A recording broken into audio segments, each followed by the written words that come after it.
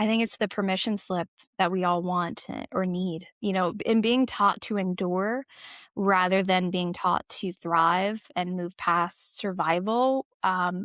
I think there are several things that we've seen patterned through our mothers and our grandmothers and those around us, and we go like, oh, okay, they'll have their quiet moments in the kitchen, but the rest of the day they're on their feet cooking or they're cleaning or they're doing whatever. And so women often need that permission slip, that saying like, "Oh, of course you can build a life of your dreams and not have to sacrifice your health." Like they need to internalize and embody that. And oftentimes because that hasn't been patterned for them or it's beyond their sphere of possibility, um, hearing it from others, unfortunately, is one of the first lenses. And I'm hopeful as through the work that you're doing.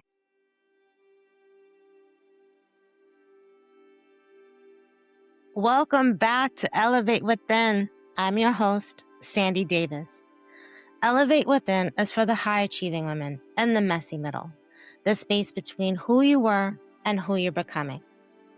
This is a space for honest conversations about reinvention, resilience, healing, leadership, and what it really takes to rebuild from the inside out.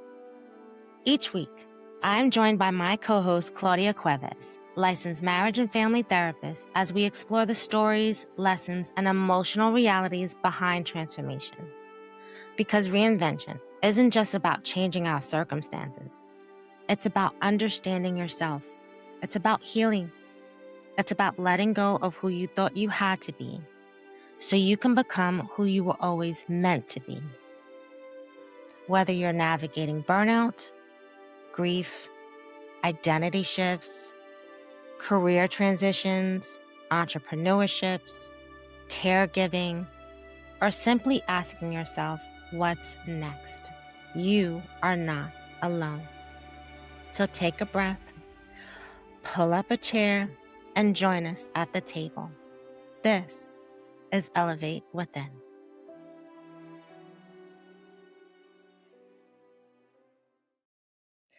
When exploring the architecture of reinvention, one of the hardest truths many women eventually face is that we already know. We know when we're exhausted. We know when something no longer fits. We know when a relationship, a career, or a version of ourselves has run its course. And yet, we often spend years looking outside of ourselves for permission to act on what we already know.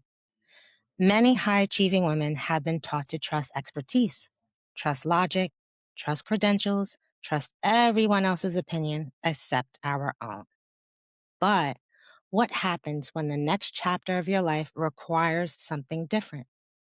What happens when the answers aren't found in another strategy, another certification, or another achievement, but in learning to trust yourself again?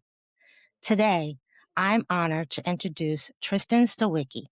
Tristen is an executive coach, spiritual practitioner, podcast host, and creator of Musing and Modalities Framework. Standing at the intersection of soul and science, she brings together ancient wisdom, executive coaching, and practical leadership experience to help people navigate transformation with both discernment and self-trust. After years of success in corporate leadership, Tristen found herself confronting questions that achievement alone couldn't answer.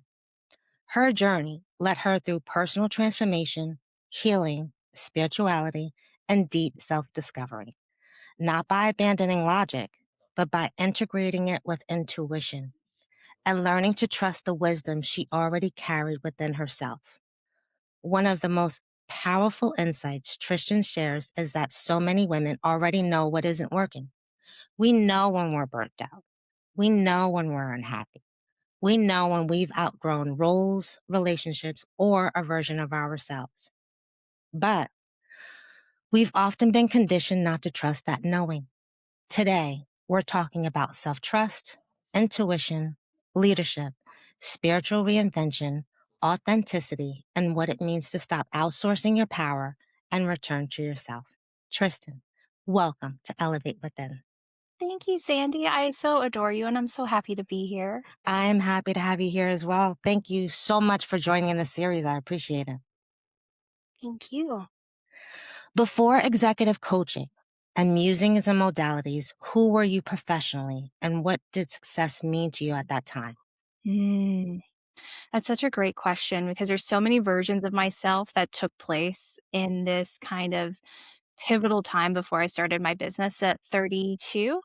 And so the messy 20s, that beautiful time of understanding like who you aren't, figuring out your limits, perhaps with alcohol, with people, with family. And so who I was before musings and modalities was this, kind of newer leader that was figuring out her way in startups and seeing when that kind of old thinking of using fear and using older tactics, that aren't helpful and just how much they were soul crushing to myself and to others. And, really seeing the examples of really terrible leadership in startups helped me question kind of what people were reading in business books, what I learned during my master's program, and who I wanted to be when I showed up to work was leading teams of 50 plus people, and working across global organizations and saying, like, when people hear my name and when I'm showing up to a call, like, what is their impression of me? Is that something I'm proud of?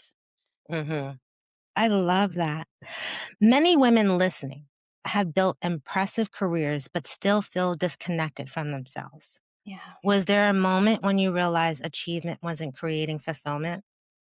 Absolutely. It was one of those it felt almost like a movie moment. I traveled to New York City. I was living, as I currently do, in Raleigh, North Carolina, and we were kind of meeting with, and doing a presentation with one of our largest clients. And it was one of those things on paper. It was like I had a great team with me. I was leading the presentation, really showcasing. It felt like this culmination of my career thus far, right? And showcasing who I was and what I could do. And at the end of it, it was a smashing success. And I sat there and I could see the Statue of Liberty. It was, um, more in the financial district of New York, and I could see it, and I just felt nothing. I felt not a Hmm. sense of happiness, I just felt numb, and I was like, "Oh, I'm done with this direction." Like, there's nothing that could bring me back, from this. And that was really hard because I was like, to anyone else, seeing this, if I saw this truly in a movie scene, I'd be like, "Oh, wow, how incredible." And I was just like, everything in my body just went, "This isn't it." Wow. Why do you think that is? I think for a few things. I think even though it was a bigger moment, I had already had several big moments, and the it wasn't like the company we were talking to, there wasn't an issue of values, there wasn't an issue of anything like that, but it was an issue of, "You've done this. Where there's no growth here. There's nothing that, from this kind of moment and looking at moments from the past 2 weeks or 2 months that I realized I'd stopped growing Hmm. completely, and I had really stagnated in my role, and that's the thing I think people forget or misunderstand when you have the fancy, flashy titles, you still outgrow them. You outgrow them because there are new heights, you outgrow them because there's different directions to go, and so that's a really powerful moment to say, like, the title and identity that I have doesn't define me for the rest of my life. Right, right. One of the themes of this series is how women often override what they know to be true. Yeah. Looking back, what were you going through in your own life at that time? A lot of change. That role that I was in, I had changed where we were living through different houses. We had changed our lifestyle quite a bit. It felt like as you hit different levels, you figure out kind of, especially someone that didn't grow up with a lot of money at all, grew up needing to heal how I felt about money, how I felt about myself, how I felt about my value. And so I was at one of those moments where I had, reached and achieved not more than I'd ever dreamed, but a lot of what I dreamed in the past 5 to 7 years before that. And I went, "Okay, if this isn't it, what is it?" And because I was like, again, on paper, that checklist, right? That dream Mhm. checklist of like, had the man, had the car, had the house, had all these things, had the dream job. And I went, "That's not enough for me, and that's okay." That's absolutely okay to sit and say, like, it doesn't necessarily mean I need something else shiny. It's what feels right and resonant with my soul, and that can mean a completely different direction and 180 than what felt good before now. So, what was the practice that you took to get out of that situation? Yeah, that's a great question. So during that time, I was doing EMDR therapy, and I don't always remember what the acronym is, but it's the rapid eye movement therapy. And I went 4 years, every week straight. And Why did you so pick that one? because I liked that, and this isn't for me, I liked it felt a little bit deeper than cognitive through talking. I was always like the people would call me the oracle and the advice giver. And so I wanted something that felt kind of really interesting. I looked at the science of it and I felt like it was one of those urges where I was like, I had a friend that went through it, recommended someone. And I was like, okay, this feels good. Let's start there. And then when I go in, I go all in. I'm not someone that's like, "Oh, I'll go once a month." It was very much like, "No, we have a lot. We have a lot to get through. We have a lot of things, in my childhood, in my life, and where I wanna go that, I need to shed a lot of anxiety and a lot of things that kept my world small." What were And some of so those anxieties? everything from anytime I was in an airport to feeling like the level of surveillance and oversight, it was just like, "Oh, there's so much I can't control." And Mhm. that's where it would culminate. Sometimes on the road, not when I was necessarily driving, but as a passenger. And there was also just fear as I was getting into bigger and bigger rooms, I would always start to shrink a little and like Mhm. listen a lot. And listening's a beautiful skill. But, when you do have those shiny titles and you do have those expectations on you, the more that you aren't assertive in those situations, the more you're counted out. And it sucks. It's not, who I Mhm. strive to be as a leader.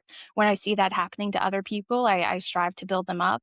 But at that time, many years ago, that was a reality. It was not as kind of thoughtful, the rooms and making sure everyone felt included. Right. So now walk me through the process. Yeah. What did that look like? Absolutely. So going through therapy, I actually had a few different prongs. I'm someone that like I'll go all in on a few things because I like when I have momentum. And so I was doing EMDR a week for an hour each week. And then I also had acupuncture because I was like, whatever I'm doing to kind of open up this within my body, I want to make sure I'm releasing energetically as well. And so that was something that I kind of researched. No one in my family had ever done it. And it was incredibly helpful to me. And then I found someone online that was doing Reiki, and so I had a few Hmm. sessions with her, and then eventually, learned Reiki and got my Reiki master certification, and so I felt like, kind of working with my mind, working with my body, through adding in workouts. I also started to have more of a practice of that during this time, as well as energetically and spiritually feeling like I'm doing everything I can to get to my next levels in a way that has such a strong foundation that if at any point I start to slide back down into bad habits or slide back down into the life I had, there would be a new plateau that would catch me. And it was very important to me that it wasn't something as I make kind of progress, that as I get closer and closer to the top of whatever I'm working towards, that I would never be in a situation that I had the chance to fall all the way back down. Wow. So intuitive. Thanks. I So intuitive. Yeah. Not many people get that intuition so early on. So I'm so glad that you were able to share that. You describe yourself as someone standing at the intersection of soul and science. Mhm. Was there resistance to exploring spirituality coming from a corporate leadership background? Absolutely. And I'm highly skeptical. And this is something that I really teach my clients too, which is to have a high level of discernment. Not everyone on the internet has great intentions. Not every coach you meet is a coach is still learning and growing themselves. And so there are a Hmm. couple, yellow to red flags. Just like we look out for if we're choosing to have a partner or go on dates, you really want to make sure and vet whomever you're working with. And so when I was doing those Reiki sessions, I would talk to kind of one person offering that, not really offer anything about myself. right? Or if they would ask me questions, kind of note it. And then if during the session, I would take copious notes like I was a scientist, basically, being like, okay, here's what they're saying. And I came to it with, I wouldn't say a fully open heart. I tried to, but Mhm. enough of an open heart to say, like, hey, I'm coming to this with good intentions. And I'm also going to take what you say not as something that is inherently true, but as possibly true for me and what I need to hear. And that's a very, like, I'm proud of that distinction. It's something I still try to hold on to, because I really want to build relationship and trust with whomever I'm working with, both as a coach and as a client. And having those notes and having something to say, like, oh, wow, like, this is what they said, or I feel validated and seen with this. And also that wasn't fully the full picture, and that's okay. They gave me what I needed to hear, and I'm grateful for that gift. So you took all of that knowledge Yeah, into try to helping yourself. always. What made you decide, like, you know what? I want to do this, and here is how I'm going to differentiate myself from others. It took several women who I paid to teach me to encourage me to, actually. And I just wanna be so, like, thankful to those women because it took them seeing something in me that I went like, "Oh, wow." Like, I never would have assumed that, and I never would have just been like, I knew I always wanted to be a coach, in some form or, help others. And if you had asked me, back then, if I would be doing this, no way. Mhm. Absolutely no way that I would get on and talk about, astrology or human design or being a shaman or any of those things and that be a part of my world. I would have laughed so hard and been like, oh, okay, Wait, because back up a second. You mentioned you're a shaman. I yeah, forgot about that. yeah. You gotta tell us about that as well. Absolutely. And very much a similar theme where Reiki is exceptional and I felt there was more to me with learning energy work. And I wanted I feel like Reiki in my head is like a master's degree and not to pit them against each other, but just Mhm. for our own minds. And shamanism is more of that like doctorate. It's just that next encompassed level. And with shamanism, I found an incredible shaman who was recommended by that same acupuncture I used. And I've had these moments where women have recommended other women that have just been so key. And so I'm so grateful to women on my journey because they continue to Yes. just to be It takes a beautiful guides. village. It does. It does. Absolutely.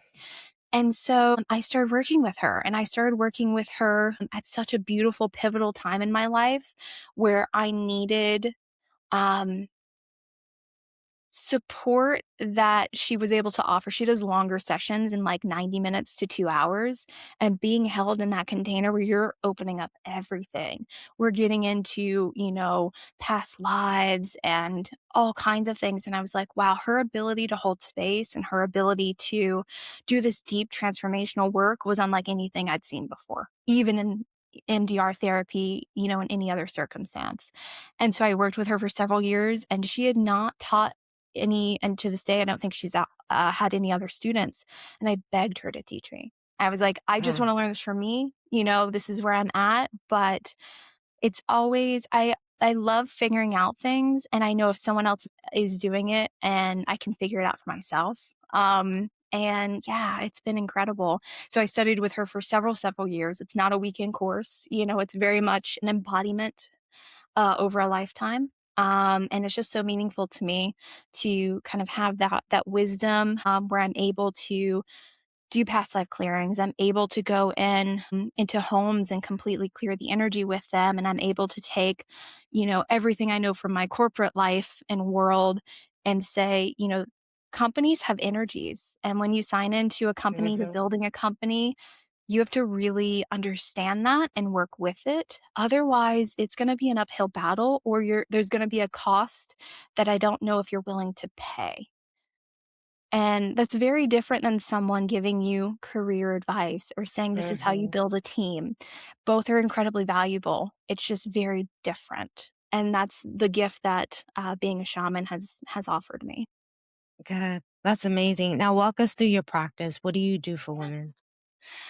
Oh, I I just love my practice so much. So working with women is one-on-one for me currently in my state. So it is a kind of 3-month experience with the option to continue on with kind of weekly calls for 60 minutes. And that is the perfect amount of time for us to really have laser focus on their values, what's driving their decisions, where they're spending their time, energy, and money, where they're working against themselves accidentally and working against kind of the energy of their day, the energy of their life, and where they are repeating cycles they've outgrown, but they don't know how to stop.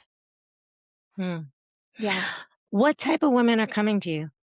Um, Women at times of transition. And so my clients, many of them are in their 40s to 65, 70, and they're like, I have, changed my job. My partner and I are no longer together. I'm at this pivotal point where I'm not sure who I am and what my identity is. And I know you can help me. And I go, absolutely. Like, let's recapture, exactly who you are and who you want to continue to embody. Wow. And that's amazing because what you're doing is you are taking women who are ready to reinvent themselves, to go back to finding themselves, Yeah. and you're holding their hand and you're walking them through that transition, Absolutely. which is Yeah. extremely important. Um, what beliefs, identities, or expectations do you feel most women should have to release?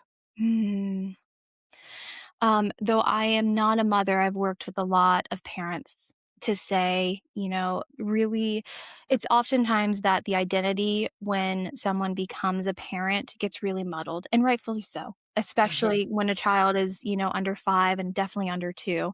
But as they get older and are their own humans, being able to kind of step back into who you are and reclaim that has been beautiful to really help people, especially for my clients that have children graduating college or high school, and they go, oh, I have all this time now and I don't know how to fill it. And that's a beautiful way to say, what do you like to do? And they go, oh, I know what I used to like to do 20 years ago. And I go, let's see what your guides are saying. Let's see what your higher self is saying, and let's spend some time in reflection to see if that resonates with you at all or if you want to do something completely different. It sounds like it's also women because I've stated it on other episodes. We're so used to taking care of everyone else. We carry the brunt of it. Wow. So, from what you're describing, these women are becoming empty nesters or they're transitioning out of their career. And for the first time, it sounds like they're working on themselves because they don't have anyone else to Yeah. take care of. With that said, how important is it to work on yourself before Mm. you take on that role of taking care of everyone else? You went through it, but why is it so important for women to not wait until you finish taking care of everyone else, but to take care of yourself first? Yeah. The way I move through the world when I've filled my own cup and when I've really said, like, oh, what do I need? And then I go, okay, do I have space and energy and time and capacity left? You know, And when I switch it to say that, where I'm really looking like at my needs first, and that could be across family or work, businesses, wherever, that's from such an empowered place. Even like my posture straightens a little bit. Like you sit up and you go like, Yeah. oh, I have autonomy. And so often I feel like women can forget our autonomy and just go, this life that I've created needs pieces of me to function. And that's the price of it. And it's like, it doesn't have to be that way. That feels very low energy to me. It feels like something it feels like a false choice, honestly. And so I go like, okay, well, that's not your reality anymore. I have a magic wand, not your reality. What is your reality now? And they have to go, I don't know. And that's beautiful. I Yeah. love when people don't know. Yeah. You often say people need to stop outsourcing their power. What does that actually look like in practice? There is a double-edged sword with this. I do think that when you rely too much on coaches, the wisdom of others, even podcasts, right? I would never want someone to just hear other people's versions of truth and take that accumulation of knowledge and try to have something for themselves. What I encourage people to do is say, like, was something that you heard or listened to feel resonant, and what part of it felt resonant? Okay. And let's really get specific on that, because I really want people to own that. Sure, it's beautiful to say the universe provided for you, but you are a creator. You are, the author of your future. And when you outsource even language like, saying like, oh, thank you so much to everyone else but yourself and your efforts, like, Mhm. again, you're losing your power and your strength. And so I really want, all women to harness that habit of saying like, "No, I did this. Actually, I did this." And I'm gonna acknowledge the women along the way that have helped me and my family, but let me just embody that this was me. And, who does that? Like, Right, right, right. It's something we have to start teaching ourselves and practice and make it a routine. mm, That's definitely one. Talk to us about Musing and Modalities podcast. What are the topics and conversations that you're having? absolutely. I love supporting other women, founders and businesses that are doing incredibly cool things. So, selfishly, it's like a group of people that either I know tangentially, I've worked with them, or I want to get to know them because they seem exceptional and they're a value match for me, and they're doing such cool things that anything I can do to support them. So that has been Weapon Up. And Sabrina, who is the founder, she is really embracing this idea of a graceful warrior. And she Mm, studied in China and in India and is teaching women how to use a sword through yoga, right? And she actually has a physical sword that she ships people, and it's part of an online exercise platform. And like, wow. that's exceptional. That's like so aligned for me to be like, that's strength. Like, that's strength I'm building, but that's incredible. That's beautiful. Yeah. I'm excited about that. Culturally, Latina cultures or African, there are warriors, our ancestors. They fight for us. They open up the doorways, they open up the pathways for it. And that's that spirituality. How do you sum up from the work that you're doing? So you're using science, spirituality. How does that all encompass to help women? I think of it as a beautiful toolbox because I'm really careful to use the right tool in the right situation, because there is the capacity for people to energetically get overwhelmed. Or if you're using, a hammer and you need a saw, it's very, very different energies. Mm, And so I'm careful to really have that level of customization with each person, their goals, and, what baggage they're bringing. We all have it, right? What emotional baggage, what corporate trauma they have, any of that, to say, like, okay, what are some things we're releasing? Here are some tools we're going to use for that. It's very different than my manifestation tools and my ability to say, like, let's get you an energetic match. So often, and there's beauty in a vision board, there's beauty in manifestation magic, but so often it's a false foundation.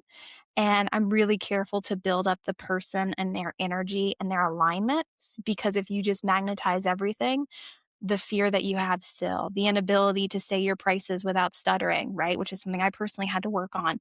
That isn't fixed. And so if you don't fix those things, whatever you magnetize could fall through your fingers. I think we've all seen people that are 7 and 8 figure business owners build fast, maybe build wrong in some capacity, mhm. burn out, and it all falls apart. And that is the antithesis of my work completely. That's very important what you just said. Because of the high achieving women, Yeah. you scale fast. Yep. You're working, I've spoken to someone who there's like, Sandy, I'll work like 80 hours in a week. I'm like, wow. And I know it's for your own project. And then how do you maintain that Right. without burning out on your own business? Right. So I'm asking you, how do you maintain Yeah. it? I have my own non-negotiables, and so I work with every client to say, "What are your non-negotiables for exercise, for sleep?" And this isn't about anything in the zeitgeist, right? This is very much like as humans, we need body movement. As humans, we need sleep, we need food, we need time with others, and whatever that could mean. For me, one of mine is whimsy and fun, because if I don't make time for that truly, then I'm not my best self. And so, in building a foundation of your non negotiables and then building your habits and your life from that place, rather than trying to make success is the only non negotiable and everything else falls apart, right? Because I've sacrificed myself and my health and my relationships, especially in my late 20s when no one taught me better. It was the cost of doing business, not a cost that I'm willing to pay ever again. It's not. Right. And as I mentioned, and the women that you work with, we do know when we are burnt out. We do know when we're not happy. Yeah. Why do you feel we don't answer that questions for ourselves and take action to correct it? Why do you feel like women, we have to go to an expert or go Mhm. to a coach or, gather up all this information instead of just we know the answer within us? Why do we do that? Yeah. I think it's the permission slip that we all want or need, in being taught to endure rather than being taught to thrive and move past survival. I think there are several things that we've seen patterned through our mothers and our grandmothers and those around us, and we go like, oh, okay, they'll have their quiet moments in the kitchen, but the rest of the day they're on their feet cooking or they're cleaning or they're doing whatever. And so women often need that permission slip, that saying like, "Oh, of course you can build your a life of your dreams and not have to sacrifice your health." Like they need to internalize and embody that. And oftentimes because that hasn't been patterned for them or it's beyond their sphere of possibility, um, hearing it from others, unfortunately, is one of the first lenses. And I'm hopeful as we, through the work that you're doing, and That we're both doing. yeah, This is a collective effort that I tell everybody, be like, this is not siloed. This yeah. is me blowing the horn. Hey, we all need to come together. This is a movement that we need, and we all need to have these conversations. We all need to share in the knowledge of the tips and the tools and the advice and the healing and supporting each other. Absolutely. No, we so do. And so I think even for me in the 90s, it took seeing some television programs to think about living differently. Like I remember watching Ina Garten, who's a chef, and she and her husband don't have children. And it was one of the first times in television that I saw that they have a beautiful life in Connecticut. Went to New York quite a lot. And there was things from her lifestyle that I went, oh, wow, that's possible. And I think there's Hmm. beauty in media through that and through that patterning that is so helpful, but I'm hopeful that we need less of that with more of these kind of movements and platforms available. Yeah, through education. We're just all Exactly. teaching each other. I Yeah. love ending Elevate Within episodes with something reflective. Mhm. So, for the woman that is listening today, what is one practice she can begin to reconnect with her own inner knowings? Mm. The best way to do that is to release one thing that you're just tired of doing and to really honor your body through that. And so you sit there and you go like, if I didn't have to do this thing, right? Eyes closed, sitting, if I didn't have to do one thing, or if there's something that's a part of your day that you have to do, frequently, and you go, wow, what a relief in my body if I didn't have to do that, if I could release it, outsource it, delegate it, stop doing it, and you continue, and you fully have to do that. You have to Yeah, honor that because you really need to start building from the ground up that trust within your body. And when your body says no, your heart says no, and you continue to give yes to everyone else, your inner voice gets quieter and quieter. And so allowing space, allowing a bit of a vacuum, and your body to go like, "Oh, she heard me. She actually heard me for once. Okay. Okay, my voice matters." And then you just have a practice of that. And then not only are you incrementally building a day you enjoy, a life you enjoy, but you're also making space for that voice to get louder and to grow, even better for you. I love that. Aw, thanks. Tell the folks where they can find you. Absolutely. So I'm at musingsandmodalities.com. My branding is the same. My name is trademarked. So that name is everywhere. On my podcast. Smart, smart.